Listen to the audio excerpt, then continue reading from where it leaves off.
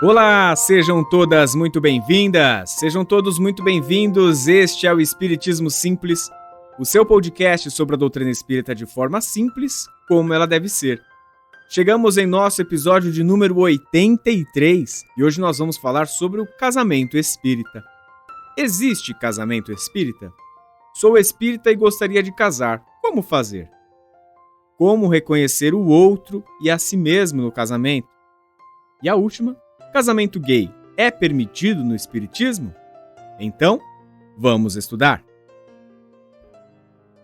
Começando mais o episódio, vamos deixar os agradecimentos aos parceiros, à Escola de Música Rádio Café Music e também ao estúdio da Rádio Café, onde a gente grava todos os episódios do nosso podcast. Siga eles lá no Instagram, @Rádio Café Music, e também o estúdio, @Estúdio Rádio Café. Siga o nosso Instagram, @Espiritismo Simples. A gente também tá lá no YouTube com todos os episódios atualizadinhos. Se você conhece alguém que gosta do podcast, mas não tem nenhum aplicativo de música, pode compartilhar o nosso canal lá do YouTube. Só pesquisar por podcast Espiritismo Simples, você vai encontrar. Estamos também no TikTok? Pois é o mesmo @ do Instagram, @Espiritismo Simples. Lá no TikTok você vê alguns trechos do nosso podcast, né? Alguns TikToks gravados aqui dos bastidores. Então, começando o nosso episódio, né? Uma das principais perguntas que são feitas no nosso Instagram é aí, se existe o casamento espírita e se sim, quais são essas diferenças? É muito comum, a gente recebe bastante com muita frequência. Antes de responder isso, se existe esse casamento, como é que isso funciona, qual que é a diferença, a gente precisa entender um pouquinho por que essas perguntas chegam, por que isso acontece. E a primeira razão dessa pergunta tem como base a visão clara das pessoas, né, de que o espiritismo ele é uma religião. Não está errado. É um dos pilares da doutrina. A religião é sim um dos pilares da doutrina. Mas ele não é, né, o espiritismo não é somente isso. Seria simplificar demais, apesar dessa ser a tarefa do nosso podcast.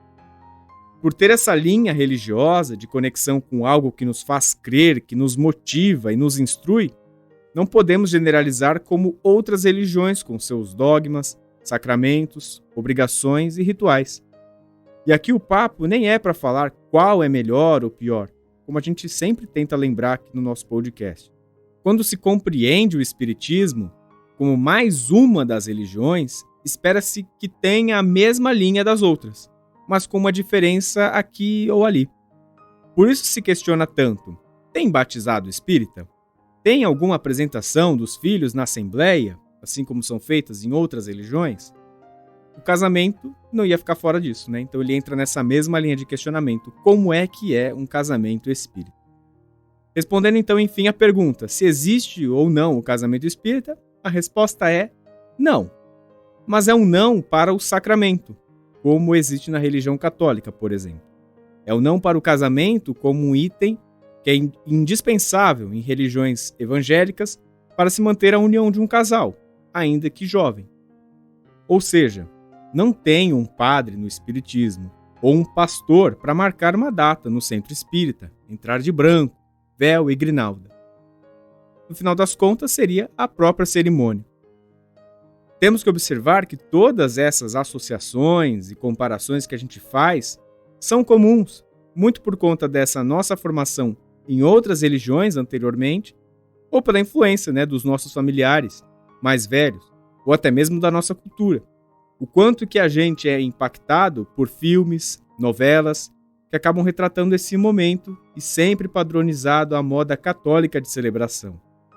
O quanto familiares nos perguntam, né, naquele almoço de domingo, em datas especiais, em festividades, e nos pressionam quando a gente já está no relacionamento ali de uns 3, 4 anos ou mais. Aí a pressão ainda fica maior. E aí? Vai casar quando? Mas então, beleza. Não tenho um casamento espírita, mas eu tenho o sonho de me casar e preparar um evento, chamar os convidados. Como que eu faço isso? Cada vez mais a gente encontra a união de casais de religiões diferentes, um que é católico, uma moça que é espírita, um que é protestante, a outra que é umbandista. Qual que é a saída disso no espiritismo? Uma alternativa é a celebração simbólica, representada por um mestre de cerimônias que faz a condução de uma celebração nos moldes que vocês, que o casal desejar, mas que não tem ali um efeito religioso.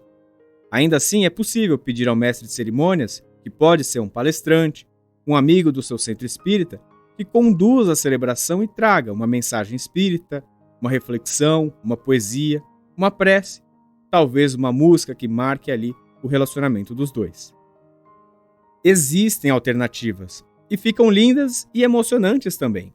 O mais importante é que o casal esteja confortável com a celebração, com quem vai conduzir a cerimônia e, principalmente, ter ao redor as pessoas mais importantes da trajetória de vida do casal. Isso sim não pode faltar, independente da religião. E essas pessoas podem variar de 1 até 5.000, por que não? Uma celebração feita com 10 pessoas, que são efetivamente as mais importantes para vocês, que estão no seu dia a dia, na sua família, no seu trabalho, que são seus amigos de sempre, colegas que te ajudam, tem o mesmo valor do que uma celebração com 500, 600 convidados. E tudo bem. Existem pessoas que são super carismáticas, que criam laços e amizades em todos os cantos. E claro, pessoas que têm famílias enormes. Se chamar um primo, não pode deixar de chamar o outro. Se chamar a tia, tem que convidar a irmã da tia, que é próxima de um parente. A dica que eu deixo: agradar a todos é difícil desde a época do Cristo. Então, convide quem se importa com você, que faz a diferença na sua vida. Não é má educação, é ser sincero consigo mesmo. E daí a gente traz aqui uma pergunta: mas eu preciso casar para ser feliz? Parece uma resposta óbvia, mas acho que muita gente no seu inconsciente se questiona sobre isso. E a história tá aí para responder, né? Não é um casamento que traz a felicidade do casal. Não é um casamento que vai trazer a harmonia, se as coisas já não estão andando muito bem. Não é um casamento que segura um relacionamento ruim das pernas. Tá cheio de artistas aí que já se casaram dezenas de vezes, largaram, voltaram, e ainda não podem dizer que são plenamente felizes com a pessoa ao lado. Da mesma maneira que ficar preso num relacionamento, num casamento em si, não é felicidade. Mostrar para os outros que as coisas estão bem porque ainda há um casamento é de uma injustiça tamanha com você mesmo. Não é ser desapegadão e não tô nem aí com nada, mas é perceber que tem coisas na vida que valem muito a pena. Tem outras que é uma pena, mas não valem. Mas por que o casamento é tão complexo, né? Algo que deveria ser mais simples, agradável. E para responder isso, acho que eu encontro aqui 2 caminhos. Um deles é: a união entre seres, entre si, é complexa. E a gente vai explicar um pouco mais sobre isso. A segunda linha é que existe um preconceito criado em nossa cultura sobre o casamento. Mas a gente fala desse item 2 depois. Trazendo o item 1. Quem traz uma explicação sobre isso é Raul Teixeira. É um médium e um dos maiores nomes do espiritismo no Brasil. Vale até a pena, fica aqui a dica para a gente procurar mais conteúdos do Raul, para a gente explorar outros nomes, né? Além do Chico, do Divaldo, por exemplo. Fica aqui até um compromisso nosso de trazer outros nomes. O Raul, ele explica que cada um de nós tem muitas individualidades e que pouco conhecemos o que há por trás de nosso inconsciente. Frase dele aqui, abrindo aspas. Logo, nós somos desconhecidos de nós próprios. Fecha aspas. Raul ainda explica que o melhor a se fazer é conhecer a nós mesmos. E eu estou totalmente de acordo. Antes de começar um casamento, e eu puxo até para um relacionamento de um modo geral, né? Um namoro, por exemplo. Conheça-se antes. É muito comum que a gente fale, conheça a pessoa, mas conheça-se antes. Veja você. Explore aquilo que gosta ou não gosta de fazer. Coisas que te agradam ou desagradam. Se você não se conhece direito e ainda se aproxima de outra pessoa que também pouco se conhece, a chance de se decepcionar com você mesmo e com o outro são maiores. E aí vai colocar o quê? O casamento em xeque. Sair de um relacionamento e pular para outro, não há reflexão, não há um olhar interior, não há descoberta. Apenas troca-se uma peça por outra. Tampa uma necessidade por uma oportunidade. Casamento deveria ser muito mais um olhar para dentro de si do que querer saber tudo sobre o outro. Um casamento e a convivência com o outro dura aí os seus 50, 60 anos, em casos que hoje em dia são cada vez mais raros. O convívio com você mesmo, com sua mente, seus anseios, medos, preocupações e sonhos, você carrega para a vida toda e até para outras vidas. É por isso que é essencial conhecer você mesmo. Conhece-te a ti mesmo. Escutando assim, parece até que eu estou defendendo o não casamento. E não é verdade. Acredito, e os espíritos amigos também, indicam que o casamento é o caminho do progresso humano em sociedade. A gente vai abrir lá no Livro dos Espíritos, na questão 695, onde Kardec pergunta: será contrário à lei da natureza o casamento? Isto é, a união permanente de dois seres? E a resposta dos espíritos é um progresso na marcha da humanidade. Então, meio que Kardec coloca em xeque, né, questionando se o casamento vai contra a lei da natureza, né? E logo, de prontidão, os espíritos respondem que não. Muito pelo contrário, né? O casamento é um progresso na marcha da humanidade. Olha que interessante. E a gente vai entender por que seria um progresso na marcha da humanidade. Na questão 696, né, a questão logo em seguida, Kardec pergunta: que efeito teria sobre a sociedade humana a abolição do casamento? E a resposta dos espíritos seria uma regressão à vida dos animais. Então, se a gente tirasse o casamento, né, se a gente começasse a não ter mais os casamentos, qual que seria o efeito? Os espíritos trazem que seria então uma regressão à vida dos animais. Claro, né? A gente está colocando aqui em situações extremas, como se não pudesse existir de jeito nenhum o casamento. Não está no ponto de colocar, então se eu não casar, é porque eu estou regredindo a vida dos animais. Não, não é isso, tá? Aqui é colocado numa questão de observando toda a evolução humana. A evolução humana que agora consegue estar unida com um outro ser, que gosta, que se aproxima. É sim uma evolução. A gente observa que os casais, né, entre os animais, não acontece isso, né? Eles muitas vezes não ficam ligados a vida inteira entre si. Por isso que os espíritos trazem essa comparação, uma regressão à vida dos animais. E aí Kardec continua, né? E aí ele traz sempre às vezes um complemento nas questões. A união livre e fortuita dos sexos é o estado de natureza. O casamento constitui um dos primeiros atos de progresso nas sociedades humanas, porque estabelece a solidariedade fraterna e se observa entre todos os povos, se bem que em condições diversas. A abolição do casamento seria, pois, o retorno à infância da humanidade e colocaria o homem abaixo mesmo de certos animais que lhe dão um exemplo de uniões constantes. É isso. Kardec traz, né, de que os animais, no geral, não têm essa união constante, mas em um caso ou outro, isso acontece. Daí o Raul Teixeira continua, né? Ele traz aqui pra gente que o casamento nos faz experienciar situações amorosas que não teríamos se vivêssemos sempre com os nossos pais. É muito na linha da questão 696, né? Se fosse abolido o casamento, qual seria às vezes o efeito disso? E ele mostra que a gente tem uma oportunidade de um casamento de viver essas situações amorosas que a gente não teria se estivesse debaixo do teto dos nossos pais a vida inteira.